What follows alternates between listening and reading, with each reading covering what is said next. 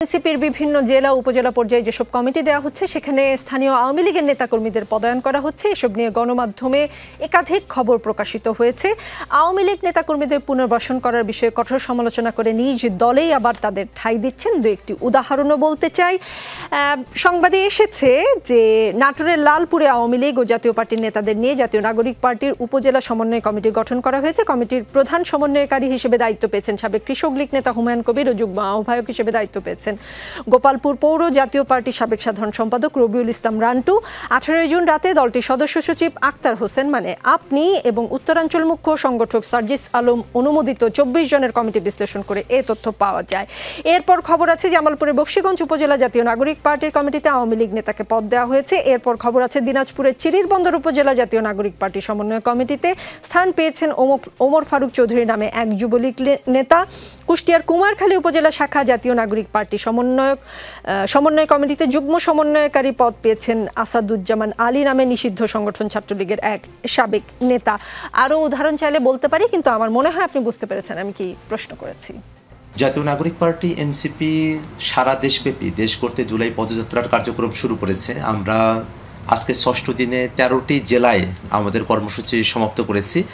বাংলাদেশের উত্তরাঞ্চলের এই জেলাগুলোতে এনসিপির ডাকে এবং আমাদের নেতাকর্মীরা যারা আছেন তাদের সকলের একটা প্রস্তুতির ব্যাপারের জায়গা থেকেও আমরা দেখেছি যে অনেক মানুষেরা আমাদের এখানে এসে যুক্ত হয়েছেন স্বতঃস্ফূর্তভাবে। এমন অনেক মানুষেরা আসছেন যাদের সঙ্গে আমাদের সাংগঠনিক ওই অর্থে কোনো যোগাযোগের জায়গা তেমনভাবে নেই। তারা বাংলাদেশে একটা নতুন রাজনীতি দেখতে পেয়েছেন, নতুন রাজনীতির দিশা পেয়েছেন। সেই জায়গায় থেকেই তারা এনসিপির এই সমাবেশগুলোতে তারা অংশগ্রহণ করছেন। শুধুমাত্র তাই নয়, আমরা যখন পথসেবা করছি, কোনো একজন দোকানের সঙ্গে কথা বলছি বা কোনো একজন সাধারণ রিক্সা চালকের সঙ্গে কথা বলছি, তারা সকলে নতুন এক বাংলাদেশের প্রত্যাশার কথা আমাদেরকে জানিয়েছেন। একই সাথে আমরা দেখেছি যে বাংলাদেশের বিদ্যমান যে রাজনৈতিক কাঠামো, সেই কাঠামোতে এখন এসে জাতীয় নাগরিক পার্টি এনসিপির সমাবেশগুলোতে কতজন মানুষ অংশগ্রহণ করছেন সেই সংখ্যা অনেকেই কমতে শুরু করেছেন।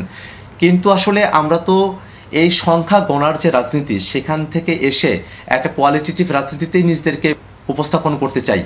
এখন অনেকে যখন সংখ্যা গুনতে চান তখন কিন্তু সংখ্যা গুনে আবার শেষ করতেও পারবেন না। এখন আমাদের সমাবেশগুলোতে সাধারণ মানুষের যে ঢলের জায়গায় তৈরি হয়েছে, আমরা সেই বিতর্কের মধ্যে যেতে চাই না।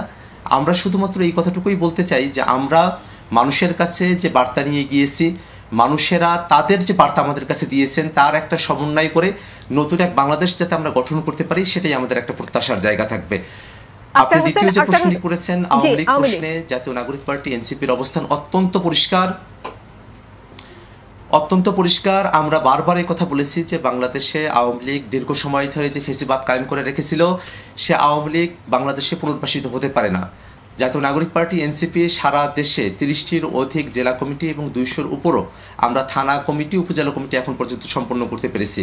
আপনি যে অভিযোগগুলোর কথা বলেছেন, পত্রিকায় যে অভিযোগগুলো এসেছে আমাদের কাছে এখনও পর্যন্ত আমাদের দোরগোড়ায় আমাদের দপ্তরের কাছে আমাদের এই সুযোগটা আছে যে কেউ যদি এরকম পরিচয় লুকিয়ে বা নানাবিধভাবে আমাদের কমিটিতে এসে পড়ে থাকেন, আমরা তাদের বিরুদ্ধে ব্যবস্থা গ্রহণ করার জন্য আমরা সার্বক্ষণিক আমরা রেডি রয়েছি।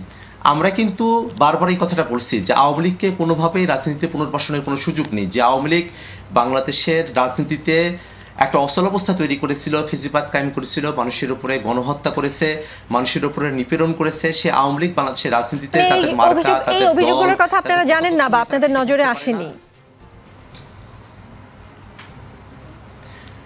অনেকগুলো জায়গায় আপনি যে পত্রিকা মারফত যে অভিযোগগুলোর কথা বলেছেন, আপনি অনেকগুলো জায়গায় দেখবেন যে ছাত্রলীগের অনেকে এই আন্দোলনের সময়টাতে বিদ্রোহী ছাত্রলীগের ভূমিকা পালন করেছে, তারা পদত্যাগ করেছে, তারা আন্দোলনের সময়টাতে আন্দোলনের পক্ষে অবস্থান নিয়েছে। এরকম কয়েকজন হয়তো আছেন যারা আমাদের পার্টির সঙ্গে যুক্ত হয়েছেন। আমরা তাদেরকে সাদরে আমন্ত্রণ জানাই পার্টিতে, কারণ এই মানুষেরাই সেই সময়টার এস্টাবলিশমেন্টের বিরুদ্ধে গিয়ে তারা সাহস দেখিয়েছেন, তারা সেই সময়টাতে ঝুঁকি নিয়েছেন এবং অভ্যুত্থানের পক্ষে তাদের অবস্থান ব্যক্ত করেছেন। এই কারণে তাদের পূর্বেকার ছাত্রলীগের যে পরিচয়, সেই পরিচয়কে তারা যখন উতরে গিয়ে সাধারণ জনগণের কাতারে নিজেদেরকে নিয়ে আসতে পেরেছিলেন, অভ্যুত্থানের পক্ষে তাদেরকে নিয়ে আসতে পেরেছিলেন, তাদের ব্যাপারে অবশ্যই আমাদের অ্যাকসেপ্টেন্সের জায়গা রয়েছে। কিন্তু আপনি যে অভিযোগগুলোর কথা বলেছেন, যদি বিএনপি করত তাহলে কি বিষয়টা এমন হতো যে আওয়ামী লীগকে পুনর্বাসনের চেষ্টা চলছে? ঠিক একই কাজ যদি বিএনপি করত, কেন এই অভিযোগটা বিএনপির বিরুদ্ধে আপনারা করেন? আমরা বাংলাদেশের কোনো রাজনৈতিক দল বাংলাদেশের কোনো রাজনৈতিক দল তারা আওয়ামী লীগকে পুনর্বাসন করবে এই প্রক্রিয়া আমরা বাংলাদেশে হতে দিতে চাই না। আপনি যে উদাহরণগুলোর কথা বলেছেন অবশ্যই আমরা সেগুলোকে বিচার বিশ্লেষণ করব। আমরা বিচার বিশ্লেষণ করব।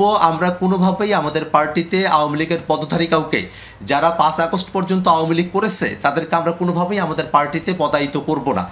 যদি কোথাও এরকম হয়ে থাকে, আপনি যে অভিযোগগুলোর কথা বলেছেন, আমরা সেগুলোকে অবশ্যই বিবেচনায় নিয়ে আসব এবং আমাদের কমিটির মূল্যায়ন চলছে, আমরা সেগুলো নিয়ে সারা দেশব্যাপী কাজ করছি। যদি আমাদের কাছে কোথাও এরকম কোনো স্পষ্ট অভিযোগ আসে আমরা অবশ্যই তার বিরুদ্ধে ব্যবস্থা গ্রহণ করব। কিন্তু অভিযোগগুলো যদি গড়পড়তাভাবে হয় তাহলে আমাদের জন্য ব্যবস্থা গ্রহণ করাটা তুলনামূলকভাবে ডিফিকাল্ট হয়ে যায়। আমরা চাইব আপনারা গণমাধ্যমের বন্ধুরা আছেন, আপনাদের এই সুযোগ রয়েছে, আপনারা দীর্ঘ সময় ধরে বাংলাদেশের রাজনীতিকে ফলো করেছেন। যদি কোথাও আওয়ামী লীগের কেউ জাতীয় নাগরিক পার্টির কাছে ফেরারও চেষ্টা করে আপনারা আমাদেরকে তাদের ব্যাপারে জানাবেন, আমরা অবশ্যই তাদের ব্যাপারে ব্যবস্থা গ্রহণ করব।